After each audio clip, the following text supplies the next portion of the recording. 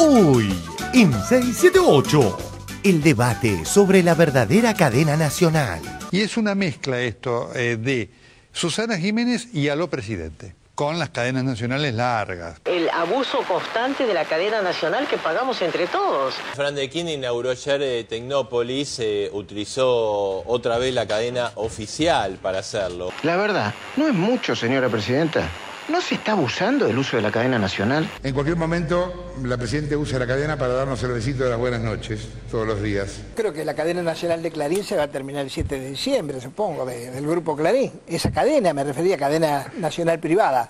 Hoy es un día que yo definiría como aquellos que la cadena nacional del miedo y del desánimo no va a transmitir. ¿Vieron que hay una cadena nacional del miedo y del desánimo que te larga todos los días pálidas y cada media hora cuando dan los títulos te dicen pasó, nunca una buena? No va a transmitir porque ¿cómo va a transmitir que estamos inaugurando cinco empresas nuevas, una de ellas de una empresa española que decidió no irse en el 2001 y que inaugura ahora? La verdadera cadena nacional ignoró estas declaraciones de Diego. Yo creo mucho en el tacto que tiene la presidenta para resolver las cosas. Sigo creyendo en la presidenta a muerte. Te quería preguntar cómo ves a la Argentina en el medio de esta crisis que está viviendo Europa, sobre todo. Mirá, nosotros los argentinos tenemos que agradecer a Dios de tener la presidenta que tenemos, que se la jugó con su marido en su momento y hoy toma decisiones increíbles, tiene el tacto justo y vos ves que España, está Portugal, está Grecia, está Italia, hay países que están estropeados, muchachos. Ellos se tienen que venir a vivir a nuestro país. Gracias, Diego. Y te digo otra cosa.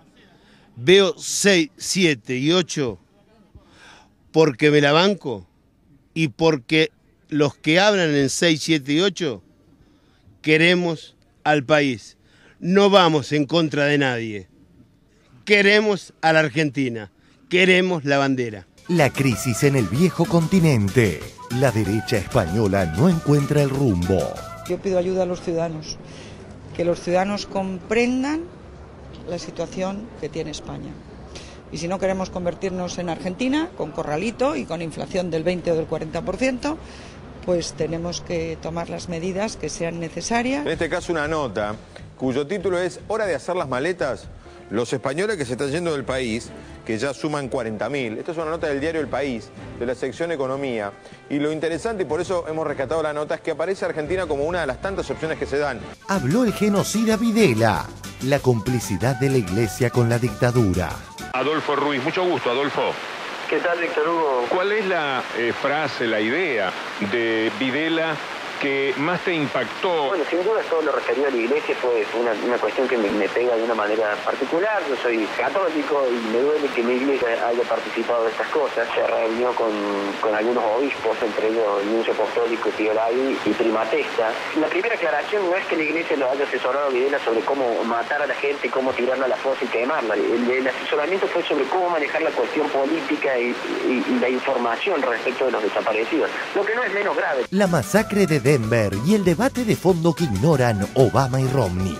En realidad ni los demócratas ni los republicanos se van a meter con esto porque la Asociación Nacional del Rifle tiene un poder de lobby muy fuerte, banca, es decir, financia a ambos partidos y las veces que se han metido con este tema no les ha ido bien electoralmente.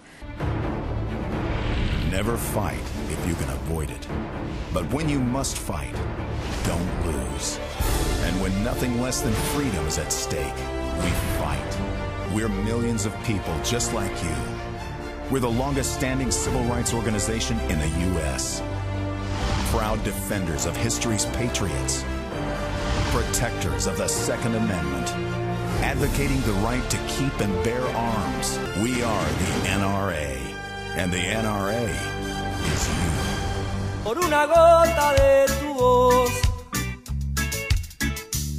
en el desierto de mi corazón, por encontrarte una vez más.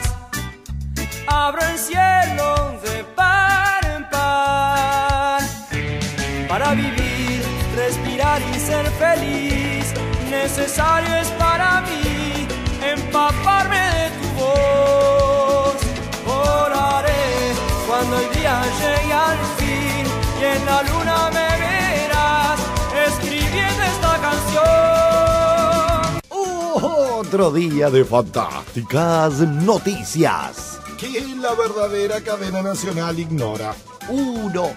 La ropa sucia se lava en casa. Esta fábrica que hoy inauguramos de lavarropas MAVE con carga frontal va a tener una producción anual de 300.000 lavarropas anuales para que tengan, archiven y laven toda la ropa en casa, por favor. La ropa sucia siempre se lava en casa. 2. El sorteo del plan de viviendas. Hermoso testimonio en el programa de Víctor Hugo. Vamos a conversar con uno de los ganadores del sorteo, don Norberto Gamarra, para entender mejor esto, que tendrá otros sorteos hasta llegar al número de 400.000. ¿Cuánto pagas de alquiler ahora? 500 pesos más o menos, pero se va a 1.800 pesos que voy a pagar a partir del mes que viene de alquiler. Y por la casa que un día será tuya, ¿cuánto vas a pagar mensualmente? No, mucho más bajo, alrededor de los 1.200 pesos. Evidentemente fue una gran emoción que entre 21.000 estuviese la chance. Si ya contás con tu casa a los 31 años, tenés medio partido ganado, ¿no?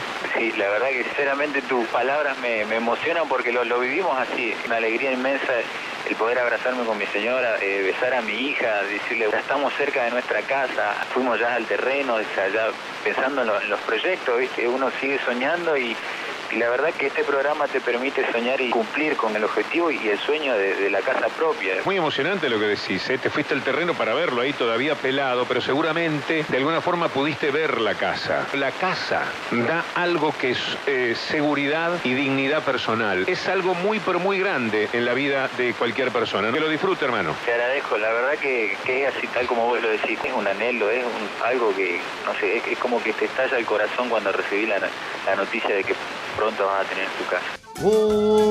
Comienza 678, el programa que no se ajusta a la lógica de los medios eje. Si la crisis fuera un clima y tuviéramos que ponerle una temperatura, a un terremoto mejor, ¿qué número le pondríamos a día de hoy? ¿Un 6, un 7, un 8? ¿Un 6, un 7, un 8? ¿Le ponemos 8? Sí, sí.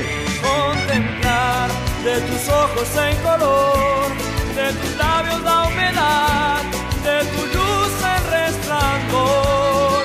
Al pensar que estaré de frente a ti, apagando mi ansiedad, voy cantando esta canción que dice, por una gota de tu voz,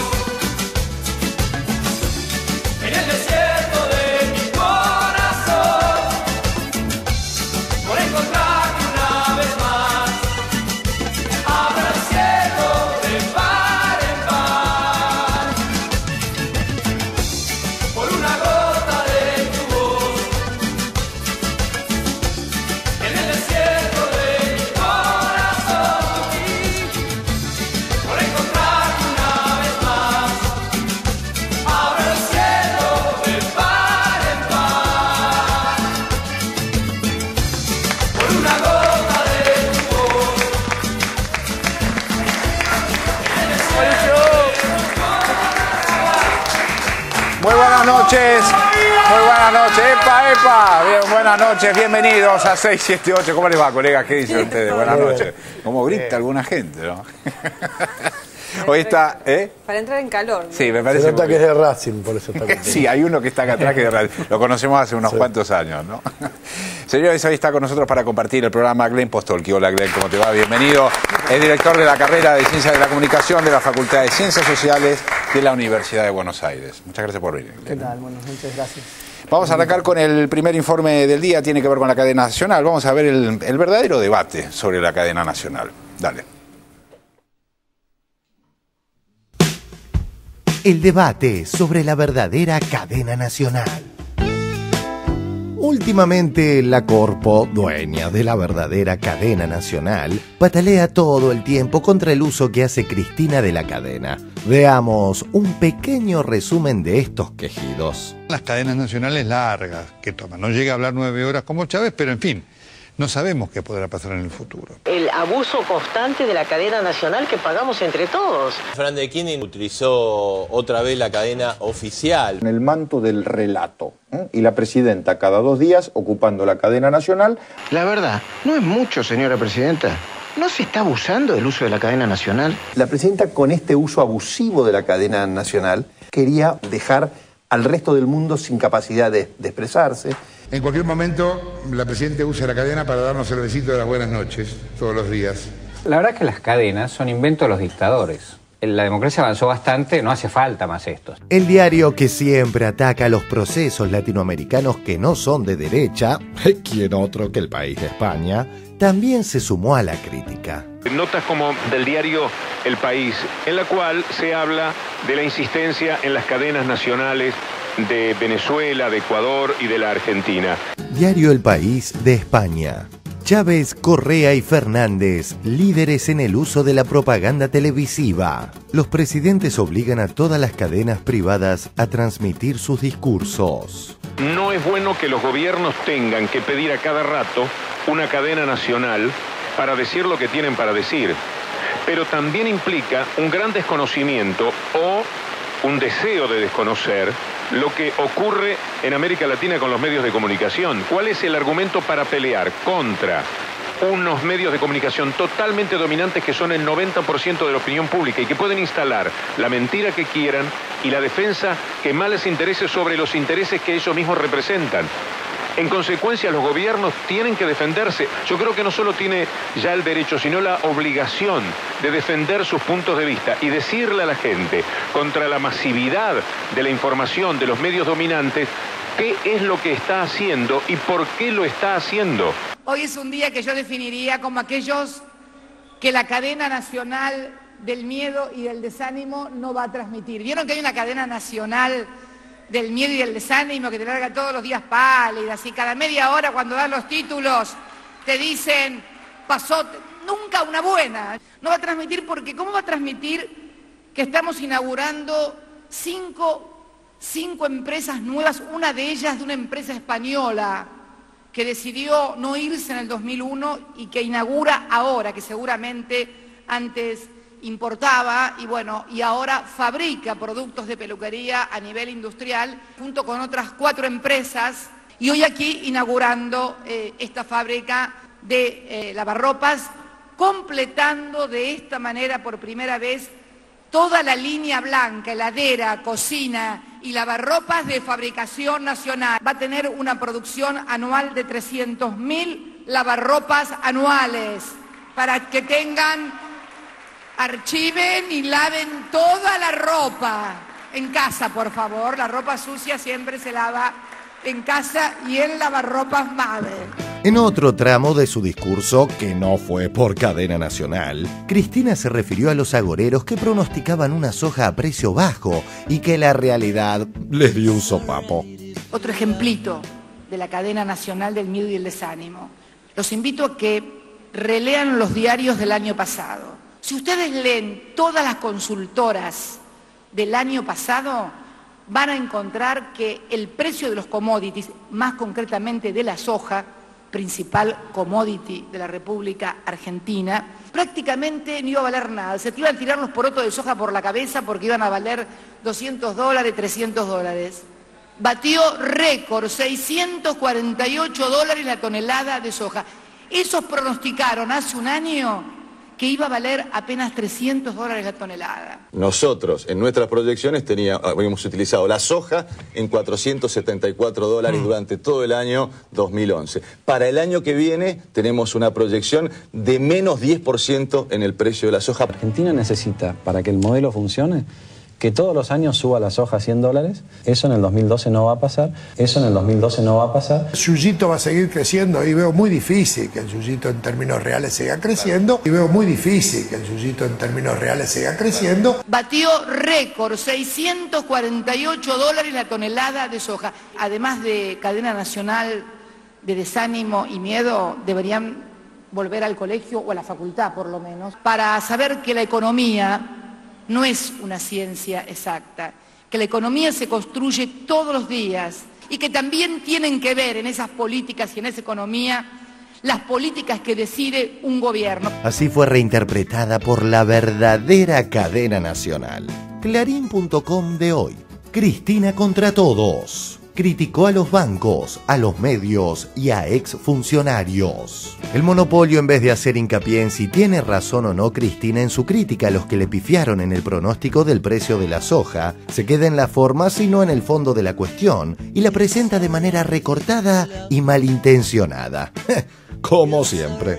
Pues bien, ayer dentro de la sección La Patria Tuitera, pusimos unas declaraciones de la diputada del PRO, Laura Alonso, que presentó un proyecto sobre el tema. Vamos a decirle entre todos chau a la cadena. Me parece que no tenemos que entrar en si hay trascendencia institucional o no en lo que diga la presidenta. Me parece que no tenemos que entrar en si hay trascendencia institucional o no en lo que diga la presidenta. Evidentemente la cadena nacional no sirve más en esta sociedad. Luego Edgardo en el piso decía que quería escuchar los argumentos de Alonso que 678 ayer no exhibió.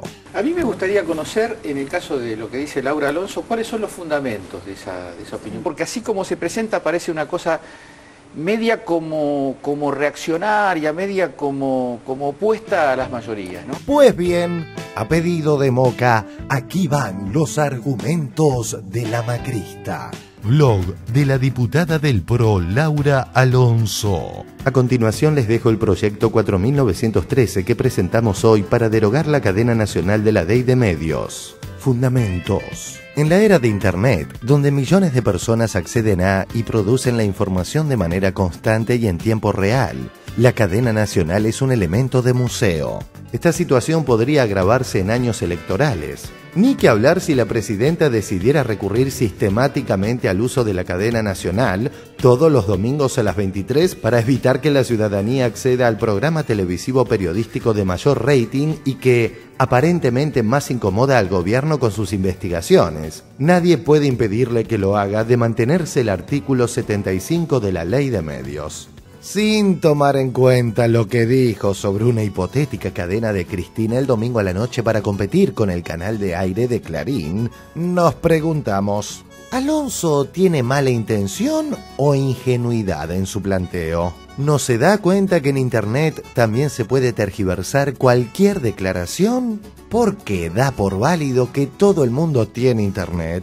¿Acaso ignora que, como dijo Víctor Hugo, en el contexto de concentración mediática, si Cristina no habla sin intermediarios, va a ser descontextualizada? La verdadera cadena nacional es la repetición constante de noticias falaces por parte de los 301 medios de Clarín y sus afines.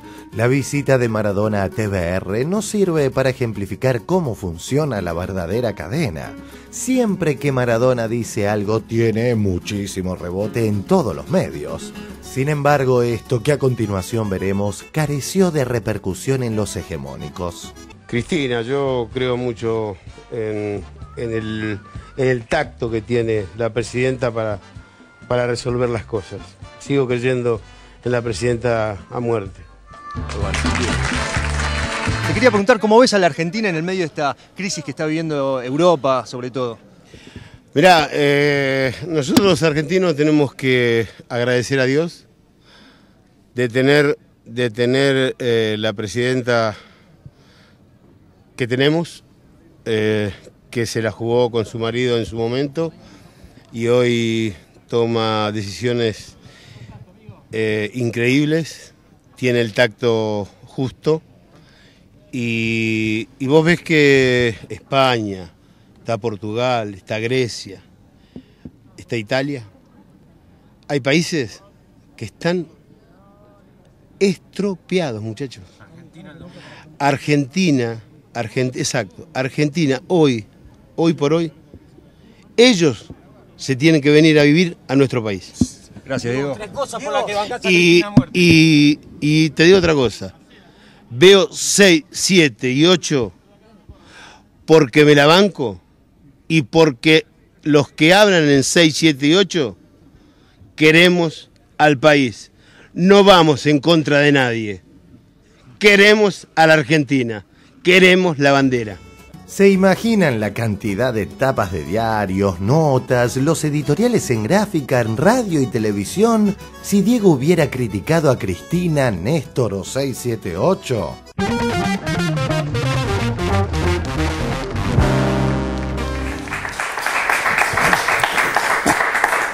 Bueno, muy bien. Muchísimas gracias a Diego por este comentario. Lo vi ayer en el programa, por cierto, pero es un comentario muy alentador para todos los que hacemos este programa. Glenn, quiero preguntarte tu opinión respecto de esa queja permanente que hay con el uso de la cadena oficial. Me parece que ahí se parten de distintas falacias, ¿no? Primero, pensar que los medios de gestión privada son medios privados que tienen dueños, son medios públicos también. Son medios públicos que en base a una política y a una decisión política se dan en gestión privada. Pensar que ese tiempo es de ellos y no del conjunto de la ciudadanía es estar por fuera de lo que es la ley en sí. Digo, el espectro radioeléctrico es un bien de la humanidad, patrimonio de la humanidad, y de ahí pensar que el tiempo les pertenece a ellos, hay una primera equivocación. Después uno debe pensar y evaluar cuál es la política comunicacional de este gobierno, en donde sin duda la relación directa de la presidenta con la ciudadanía es uno de los focos centrales. Y me parece que es una herramienta absolutamente válida como otras y como otras estrategias en determinados momentos. Yo creo que hay un tiempo para esta dinámica que es el 7 de diciembre. El 7 de diciembre va a cambiar el escenario. El 7 de diciembre va a cambiar porque sin duda es el momento donde tiene que por lo menos terminar una forma de construir un discurso en términos hegemónicos en base a la prepotencia de la propiedad privada. ¿Por qué esa relación directa, discúlpame, por qué esa relación directa es la tilda de fascismo? Que hemos escuchado ese argumento, por ejemplo, de un diputado, creo, ¿no? De que veíamos en el informe. ¿Por qué, digamos, en dónde se puede llegar a sostener la idea de que la comunicación directa de parte de una presidenta legítimamente, digamos, elegida es un acto fascista? Esto puede tener como distintas raíces y da cuenta de un debate que puede ser muy enriquecedor. Yo creo que me parece que hay toda hay un sesgo sobre una mirada de un tipo de liderazgo carismático.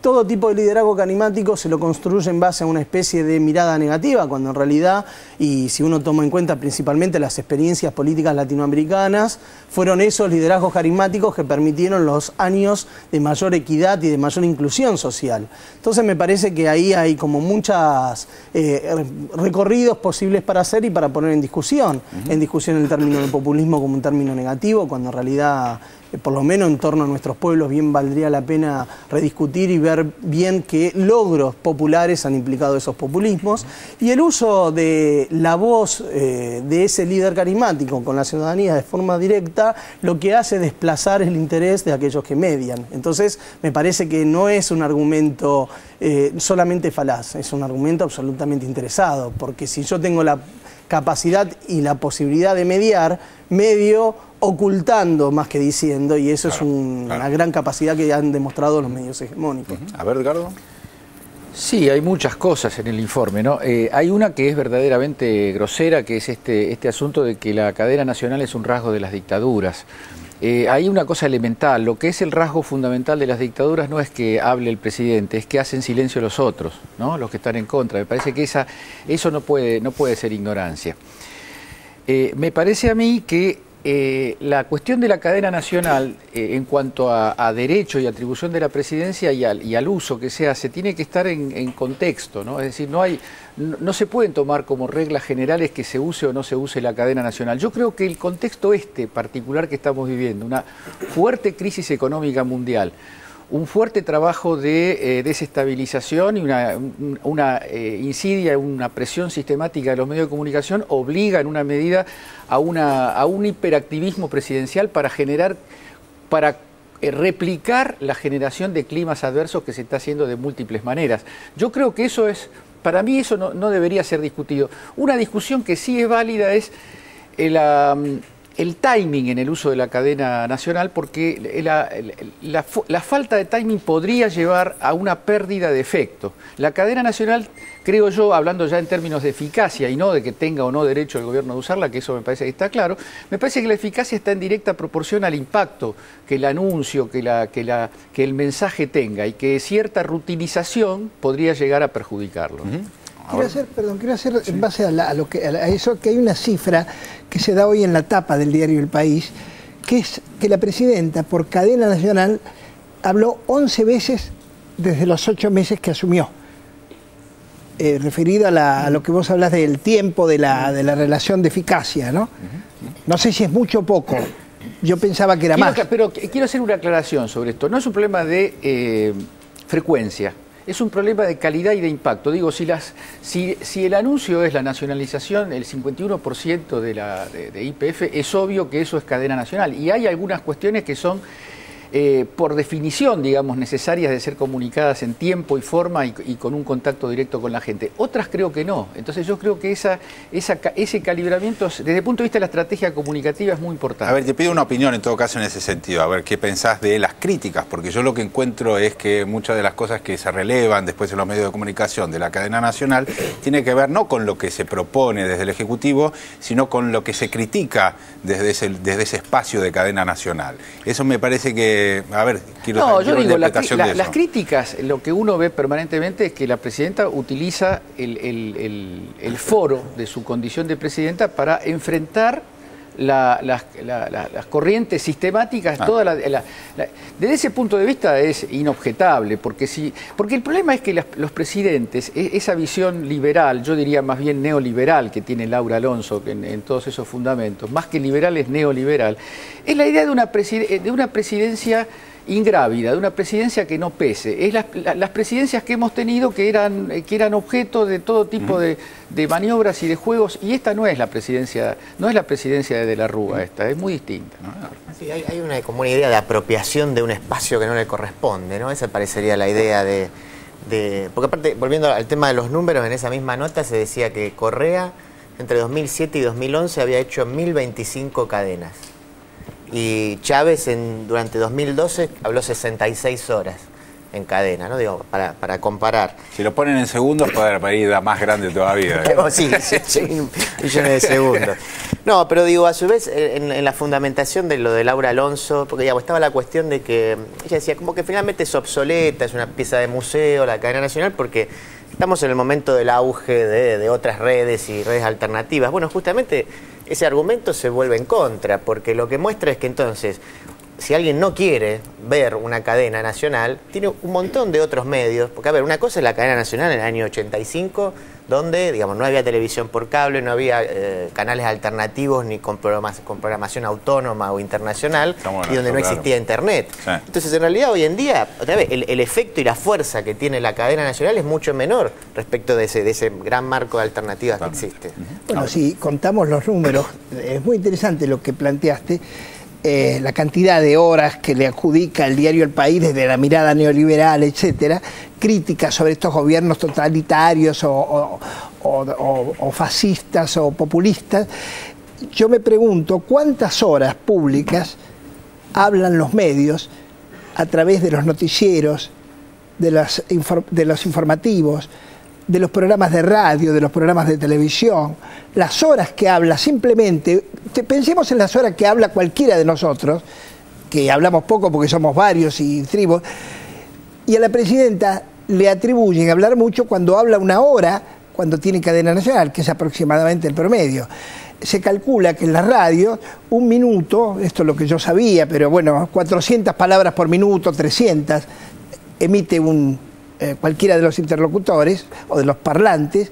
Se supone que en una hora un conferenciante o un discurso emplea 24.000 palabras. Eso sería la idea. ¿Cuántas 24.000 palabras suceden en el día en todos esos medios que estamos nombrando precisamente para atacar a esa voz sola, a ese solo de voz contra un coro de voces, ¿no?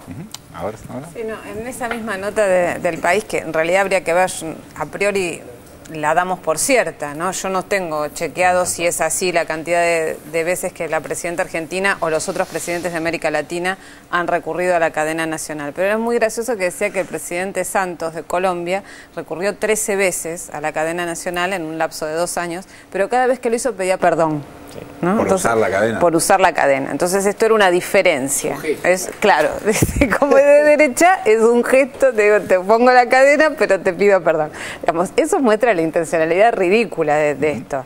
Creo que el criterio, el tema es la sintonía fina del criterio con el que se usa la cadena nacional, que es lo que planteaba Edgardo. Creo que la relevancia de la cadena está dada por la trascendencia del tema en cuestión. Cuando en la nota de la Nación, el refrito que hacía de la nota del País era muy llamativo, que cuestionaba que se hubiese usado cuando se informó sobre la decisión de expropiar las acciones mayoritarias de Repsol y YPF, que fue indudablemente un hecho histórico. Sí. Entonces vos decís, bueno, si eso no amerita una cadena nacional, ¿cuál sería, según el criterio de la Nación, el que justificaría? Me parece que acá lo que se mezcla, el gran problema que tienen es que lo que se dice por cadena nacional no es lo que quieren escuchar. Claro, entonces el problema es la agenda. Que pero eso es un problema de libertad de expresión, finalmente, claro, lo que están planteando, porque pero además es una el tema restricción. de la cadena nacional, el problema es también, ¿cuál es el cuestionamiento a los gobiernos totalitarios? Que no hay libertad de expresión, digamos, querer poner esa discusión, porque viene todo como engrampado en esa supuesta denuncia, no hay libertad de expresión, hay abuso de cadena nacional. Y la verdad que lo que está claro acá es que hay cadena nacional y cada uno dice lo que quiere, por suerte, porque eso es un derecho del sistema democrático. Más allá de lo comunicativo que dice Nora, que me parece que va por ahí, de la queja, me parece que también tienen que ver en cada cosa que ellos sientan que pueden agregar un poquito de nafta, algo que puede incomodar a la gente, que por ahí en una semana 2 veces se interrumpa su programa preferido de la tarde para ver o para escuchar a la presidenta, cuando vean que puede haber un mínimo malestar y le van a agregar lo más posible. En la frecuencia, a mí me llamó la atención que en la frecuencia, confirmémoslo después, todos somos periodistas y tenemos acceso.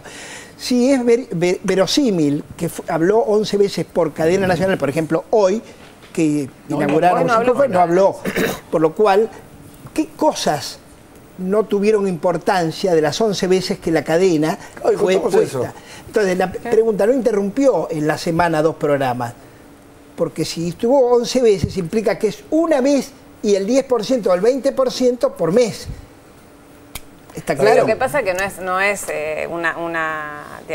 una distribución equitativa. Puede haber semanas en las que haya habido 3 veces una cadena y semanas o mes que no haya habido. Claro, la semana pasada habló 3 veces y eso fue lo que... Yo insisto que no es un problema cuantitativo. Claro, si vos tenés cosas importantísimas para decir, podés hablar todos los días en la cadena y se justifica. El tema es, yo estoy haciendo una reflexión abstracta, no estadística. Digo, yo por ahí está todo bien. Yo digo, como criterio de eficacia comunicativa, la idea de cadena nacional tiene que estar asociado a un mensaje que corte la continuidad de las cosas, digamos, que produzca un hecho distinto. Que eso es mucho más interesante que estar contando los días, las horas, etcétera, la cantidad de lo que... informe acerca de eso. Todas las veces que habló y de qué temas habló.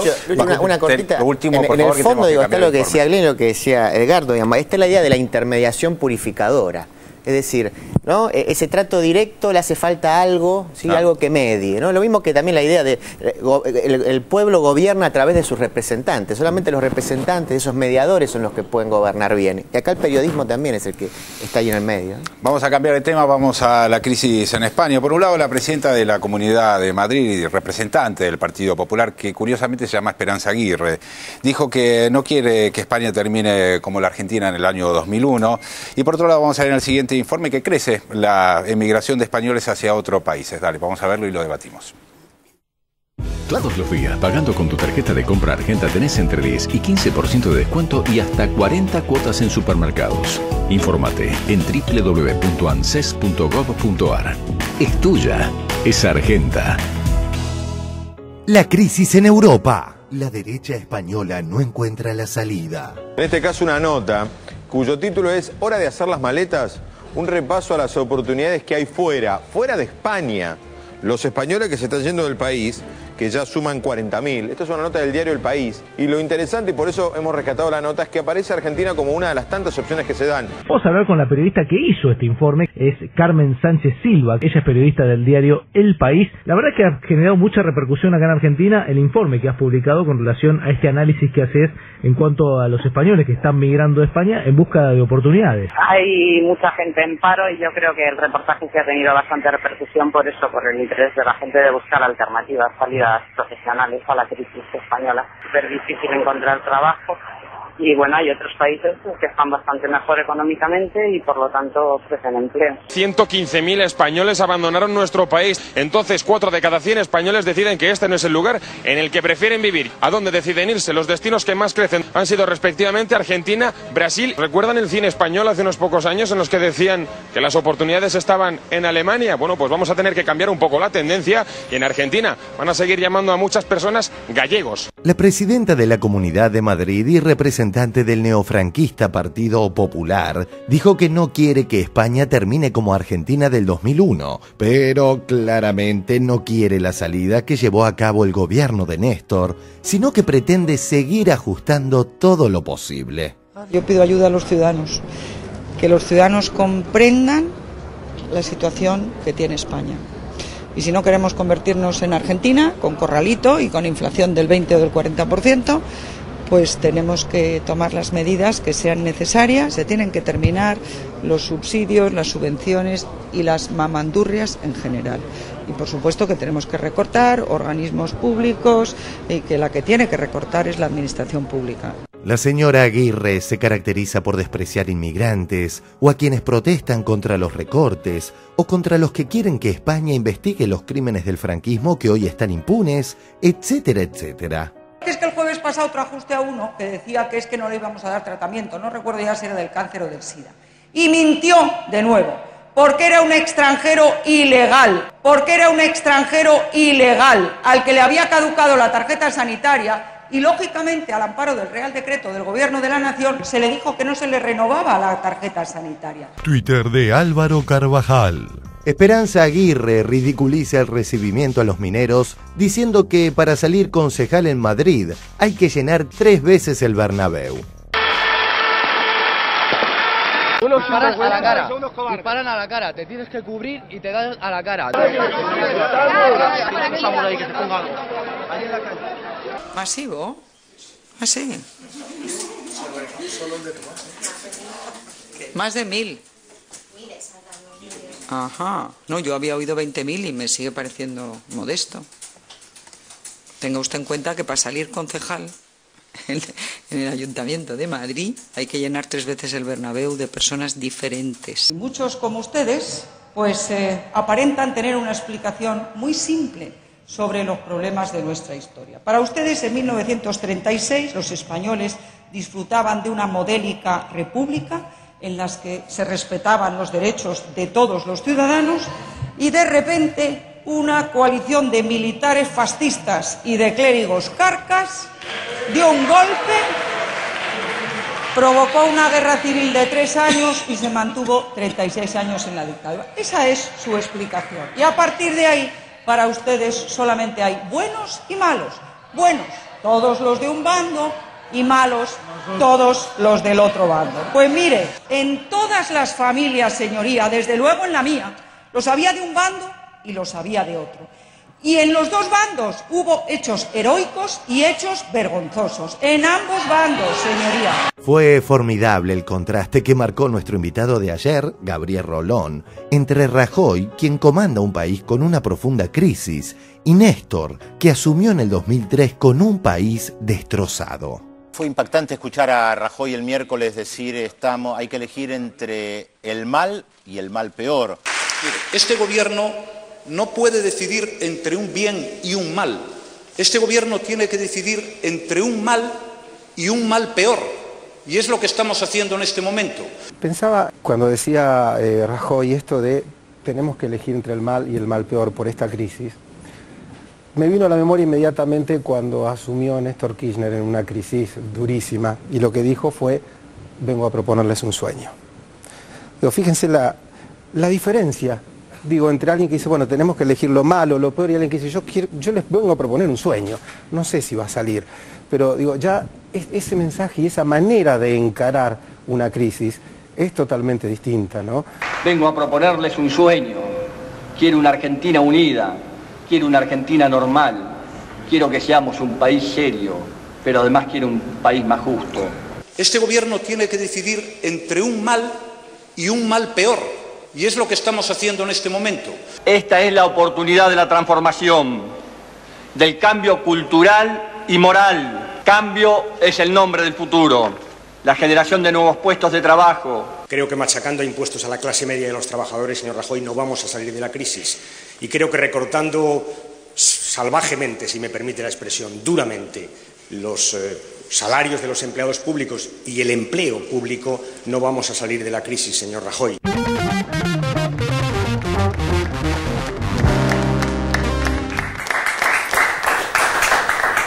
Bueno, muy bien. A ver, Glenn, ¿qué te pareció el informe? Como decía ayer Rolón, ¿no? Son dos formas absolutamente opuestas de encarar los desafíos. Sin duda, lo que está claro que cualquier proyecto neoliberal tiene una única forma de asumir un tipo de problemática como la que está atravesando España hoy.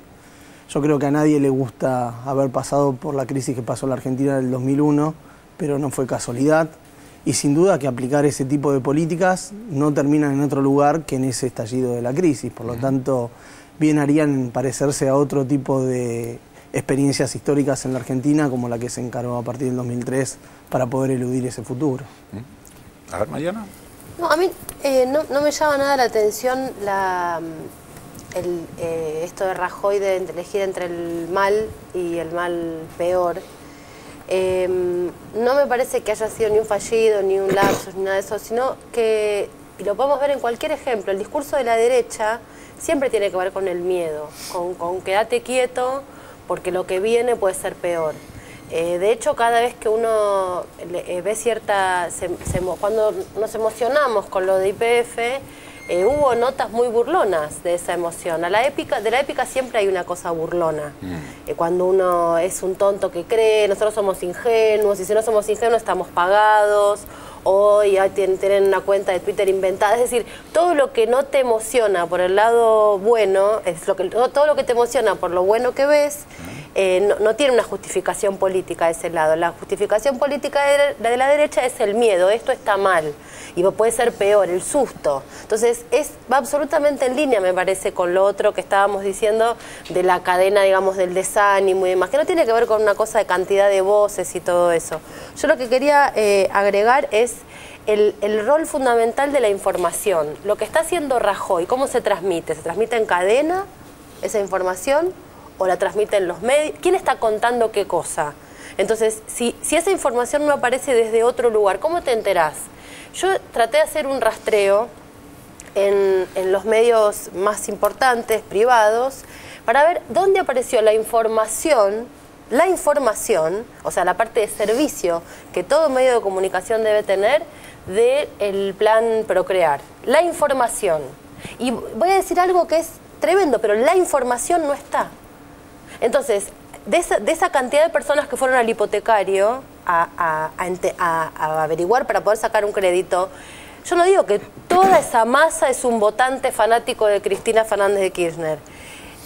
Simplemente fueron a averiguar. Y los medios que probablemente ellos utilizan para informarse no les dieron esa información. Entonces eso es una traición. Entonces, la información, ¿dónde está? La información de lo que Rajoy está haciendo, ¿dónde está?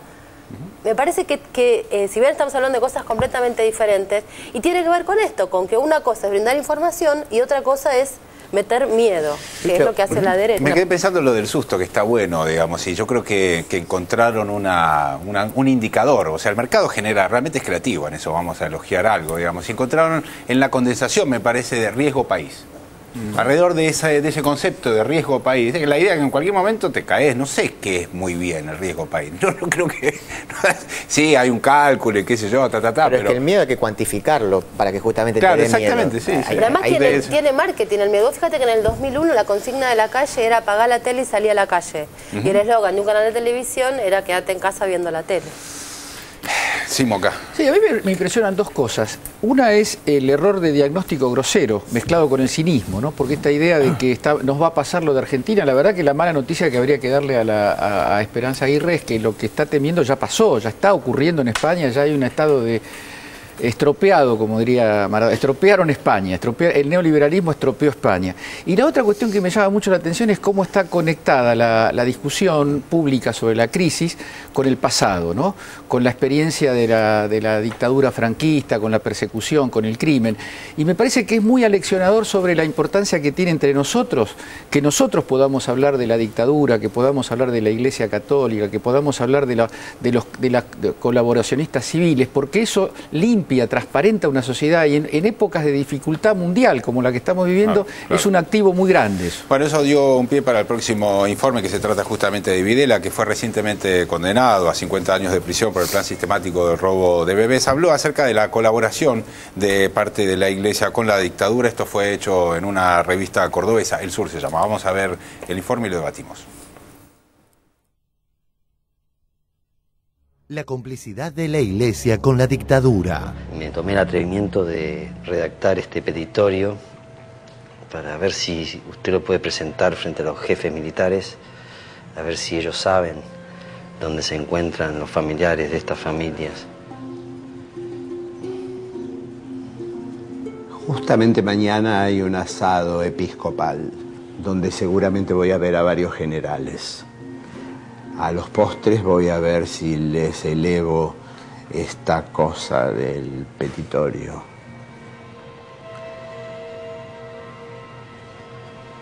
Los tiempos cambian. Monseñor, nosotros nos vamos a retirar, le damos desde ya las gracias por habernos recibido. No, de acá no se mueve nadie sin agradecer. Pedir, todos pedimos. ¿Y el agradecimiento? La revista cordobesa El Sur entrevistó al genocida Videla, quien comentó la colaboración de la Iglesia para con su régimen dictatorial. Escuchemos lo que dijo hoy a la mañana el periodista que entrevistó a quien fue condenado hace unas semanas por el robo de bebés. Adolfo Ruiz, mucho gusto, Adolfo. ¿Qué tal, Víctor Hugo? ¿Cuál es la frase, la idea de Videla que más te impactó y que más tenías necesidad de dar a conocer? Bueno, sin duda todo lo referido a la Iglesia fue una cuestión que me pega de una manera particular. Yo soy católico y me duele que mi Iglesia haya participado de estas cosas. Y él, al hablar de la desaparición de las personas, la considera una cuestión lamentable, como una consecuencia inevitable y lamentable de eso que ellos llaman esa guerra, ¿sí? Y asegura que se siguen hasta el día de hoy discutiendo las decisiones que se tomaron. Y en ese marco comenta que, bueno, que durante su vida lo habló con muchas personas, pero cuando era presidente, digamos, se reunió con algunos obispos, entre ellos el nuncio apostólico Pío Lavi y Prima Testa. La primera aclaración no es que la Iglesia lo haya asesorado a Videla sobre cómo matar a la gente, cómo tirarla a la fosa y quemarla. El asesoramiento fue sobre cómo manejar la cuestión política y la información respecto de los desaparecidos, lo que no es menos grave. Te voy a dar una anécdota. Yo en el primer encuentro que tengo con él, que se interrumpe a los pocos minutos porque tenían que trasladarlo al hospital militar, junto con la comisión que lo venía a buscar, vino un señor con el alba y el cáliz a darle la Eucaristía. Y a mí se me revolvía todo, porque uno dice, ¿por qué? ¿Por qué pasan estas cosas? ¿Por qué estas contradicciones, no? Semanas atrás, Verbitsky aportó más datos sobre la complicidad entre la Iglesia y la dictadura. En estos días presentó Horacio Verbitsky un documento que prueba cómo la Iglesia Católica, la cúpula, conocía los asesinatos realizados durante la dictadura. La Iglesia Católica Argentina sabía desde por lo menos el año 1978 que los detenidos desaparecidos habían sido asesinados. La cúpula del episcopado escuchó esa confesión de boca del presidente de la Junta, Jorge Rafael Videla. El 10 de abril de 1978, Clarín publicó en su tapa que ese mediodía Videla almorzaría con el cardenal Raúl Prima Testa, arzobispo de Córdoba, Vicente Saspe, arzobispo de Santa Fe, y el cardenal Juan Aramburu de Buenos Aires.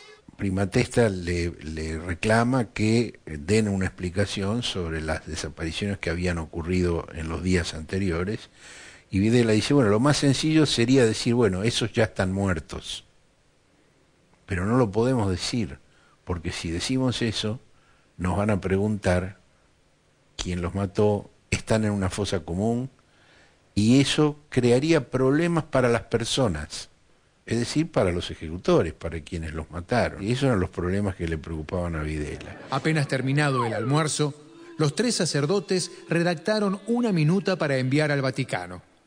Aramburu escribió: le sugería al presidente que por lo menos dijeran que no estaban en condiciones de informar, que dijeran que estaban desaparecidos. La Iglesia sabía. Prima Testa, Guarrachino, Plaza nos llegó a echar de la catedral. La Iglesia institución no cumplía con el Evangelio, eso es lo que nos dábamos cuenta. El Evangelio era proteger a los más débiles y la Iglesia no lo estaba haciendo. La Iglesia tuvo una actitud absolutamente cooperativa con Videla, con la dictadura. En el propio documento, Prima Testa lo dice, y dice que la Iglesia quiere cooperar y que la Iglesia mide cada palabra con tal de no hacerle daño al gobierno. Nosotros tenemos en la Argentina la paradoja de un episcopado cómplice con la represión, que sin embargo tuvo 2 obispos asesinados por la dictadura militar, lo cual muestra la profundidad de la fractura que sufrió el episcopado católico en esos años.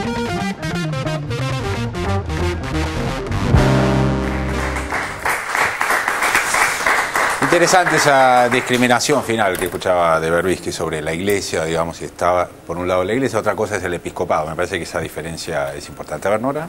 Sí, creo que cada testimonio en el cual se confirma lo que ya se sospechaba y lo que Horacio Berbisky viene investigando desde hace años y ha, digamos, volcado en distintos volúmenes sobre la relación entre la Iglesia y la dictadura militar, es más revelador de esa connivencia, de esa complicidad y cómo la cúpula eclesiástica en rigor avaló ese método aberrante de exterminio que aplicó la dictadura, porque en definitiva estaban de acuerdo con el modelo que estaba aplicando la dictadura militar, ¿no?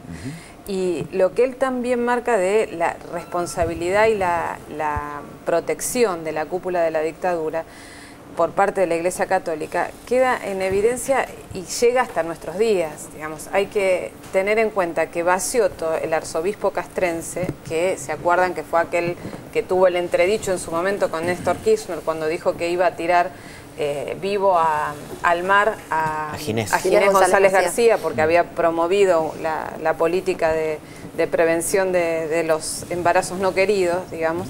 Hizo una cita bíblica. Obviamente, apelando a esa aberración. Baciotto había tenido como uno de sus cancilleres en el arzobispado castrense a Sancheta. Sancheta era un cura que había sido uno de los confesores de los oficiales de la Armada que iban a los vuelos de la muerte. Era aquel que les daba la bendición, les apaciguaba la tormenta de su espíritu y les decía que era la forma de separar la paja del trigo. Sancheta hasta hace un par de años era el párroco de la iglesia San Pedro Telmo, acá en el San Pedro, digamos, en el barrio de San Telmo, uno de los lugares históricos de visita de todo el turismo en la Argentina. Y yo recuerdo esto particularmente porque a mí un chico de una asociación católica, un feligrés que iba a esa iglesia, me llama un día al diario y me dice: mira, yo creo que acá hay un cura que a nosotros nos dicen que no tuvo nada que ver con la dictadura, pero otros nos dicen que sí.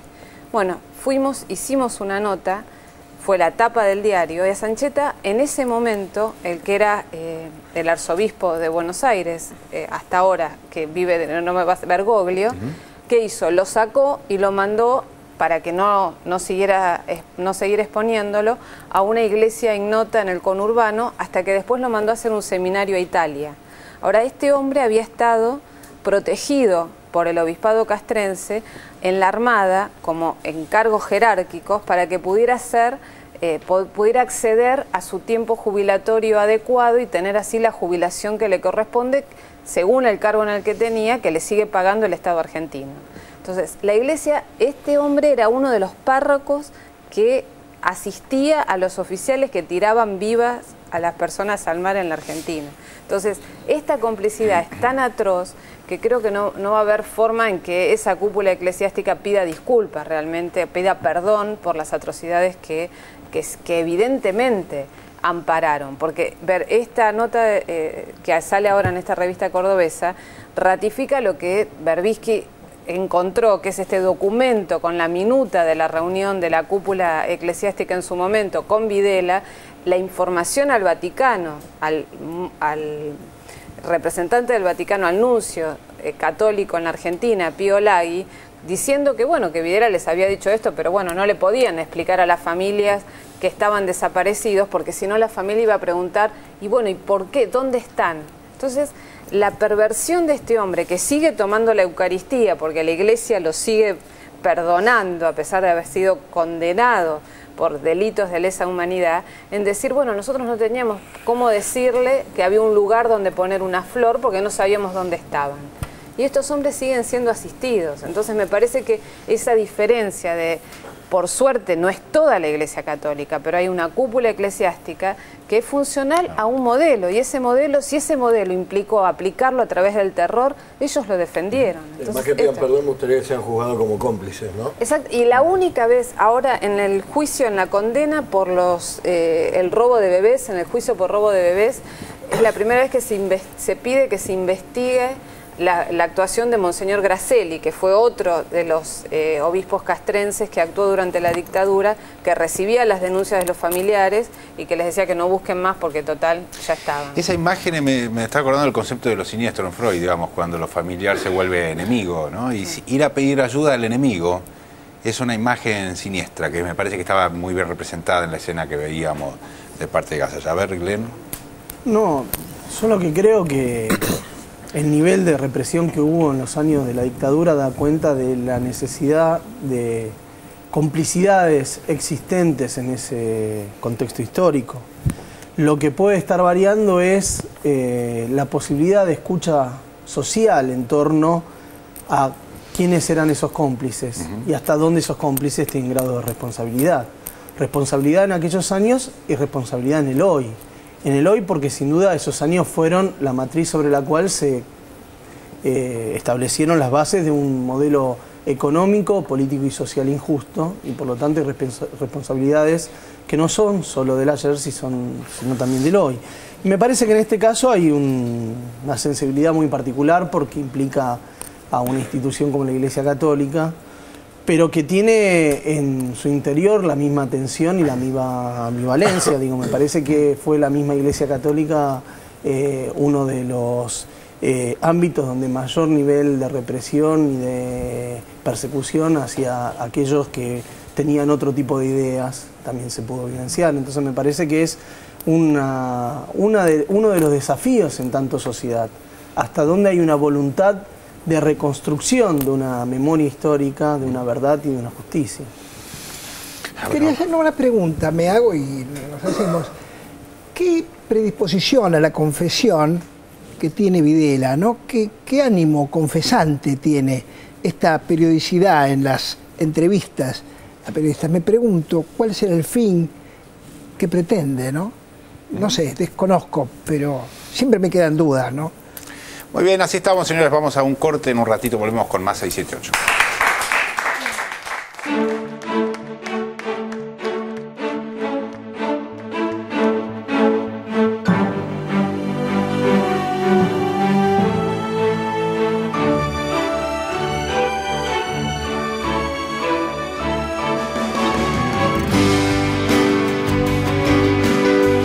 Nuestros valores. Nuestros colores. En el Año Internacional de las Cooperativas y siempre. Banco Credicop Cooperativo. La banca solidaria. Frías aguas de arroyo, primavera voraz, pies descalzos, escarchas, rayos de la mañana, mañana sin dormir, 20 veos y un rin, tin, tin. Vas cruzando el poblado, corren chicos gritando, somos hippies añosos,